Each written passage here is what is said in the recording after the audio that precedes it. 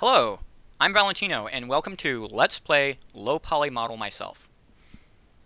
In this episode, I'm going to try and quickly go over reference, concepting, and start off with maybe modeling a simple base mesh. Now, why is referencing important? Well, as humans, we have the simple fallacy of thinking we know how things are represented. And it's kind of difficult to explain, so I'll do my best to show you an example. Let's say I wanted to draw a tree. Well, what's a tree look like? Tree has a trunk, right? All trees have these. Tree has roots.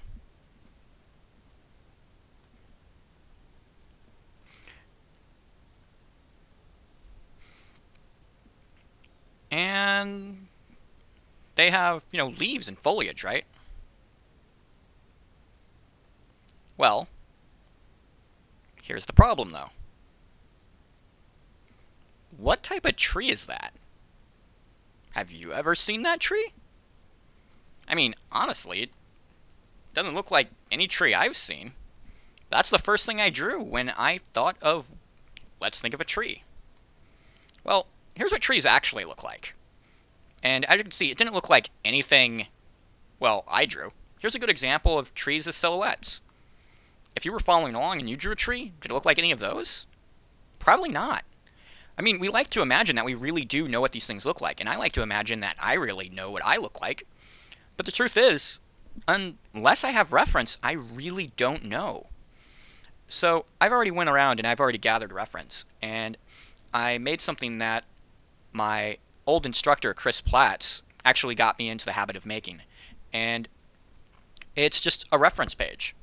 And it's where I gather all my reference and I just throw things on there. And as I work, I might even find more reference and throw it on here. This is me. Now, more than me, these are specific pictures that outline very key things about my face. Because as humans, we generally know each other based on our faces and other, outstanding features.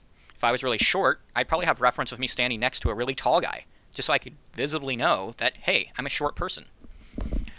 But more to the point, we know each other through faces. Now, these are actually taken throughout a variety of years of me, but they all will show off very important aspects of me as a character.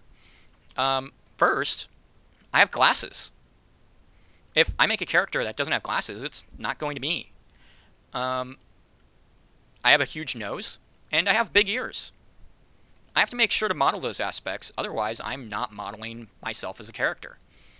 I have thin eyes and a thin mouth, so I'm going to make sure that I go over those. I also wear a lot of button-up shirts.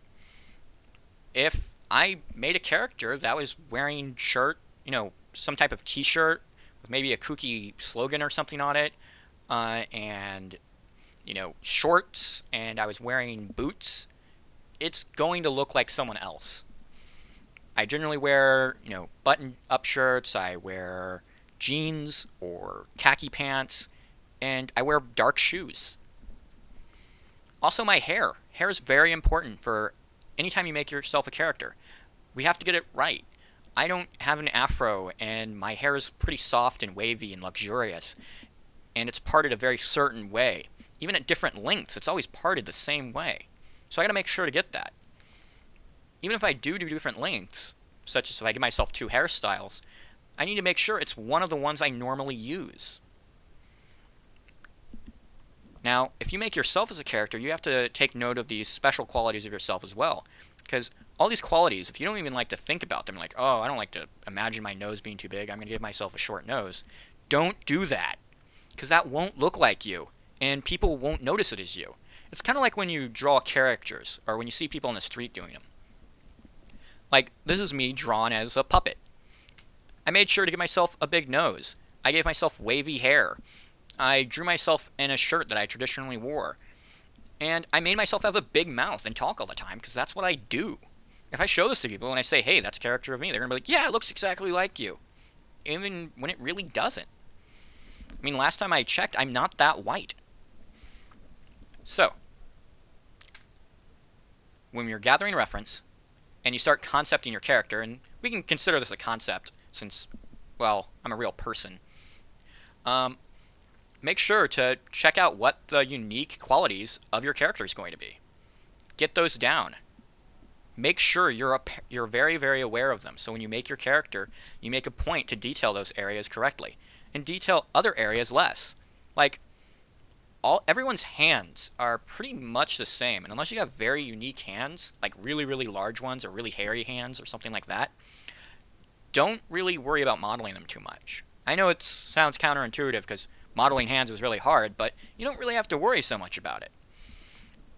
Another thing is, my legs. My legs are pretty generic legs. They look like men's legs, and I wear long pants. So they're going to look like every other legs on a generic male, which is going to be helpful because that means I have legs for a generic male now. So, when you're gathering concept, remember, look for the unique qualities of what you're going to be making. And this goes for environments too. If you're going to be making a spruce, it's going to have different leaves and different ways to lay foliage than an oak. If you're going to be making a cave system, make sure to do that. And this is actually good advice for any modeling, not just low poly modeling. And it's just very important. And I wanted to make that very, very, very clear that if you don't have good reference and you didn't concept your character out enough, you're going to make a really thrown together, hobbled character. And it will just look generic. So, our key points from this point on are going to be nose, glasses, eyes, hair. Fantastic, luxurious hair. Now, this looks like it's getting on to longer than I originally intended, so we probably won't finish up a base mesh, but I will show you a general way of how you can start doing that. And one of the ways is you need to have at least a generic idea of what a human body is and how it's proportioned. And there's a couple ways you can do that. You can look for reference from sites such as 3DSK or some other modeling or anatomy website, and you can gather reference images for that. And although I'd like to do that, I'm pretty sure I'm going to pick up a variety of nude images, and that might make some people uncomfortable. And I'd like to say just get over it, but some of you guys might be at work where that might be frowned upon, even though if it is in an artistic manner. So I'm going to do that later, and I'll probably censor the images for you. And the next video, I'll get this all set up for you guys. I'll drop them in planes, and we can start modeling our base mesh. And then later, I'll even show you how to do a base mesh in ZBrush. Thank you, and hopefully you'll watch the next video.